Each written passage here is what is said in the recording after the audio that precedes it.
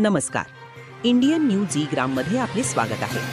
महाराष्ट्रातील शिक्षण विश्वात खळबळ उडवून देणाऱ्या बहुचर्चित कथित 160 कोटी रुपयांच्या शालार्थ आयडी घोटाळा प्रकरणात आता एक अत्यंत महत्त्वाची आणि मोठी घडामोड समोर आली आहे.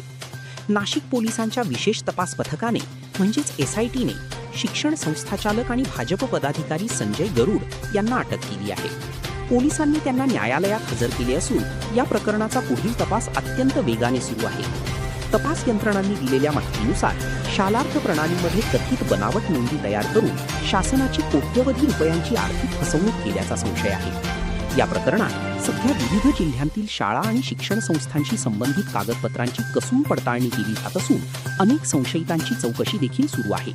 पोलिसांनी सांगितले आहे की आवश्यक पुरावे गोळा करण्याचे काम सुरू असून तपासाच्या पुढील टप्प्यात आणखी काही व्यक्तींवर कारवाई होण्याची शक्यता नाकारता येत नाही.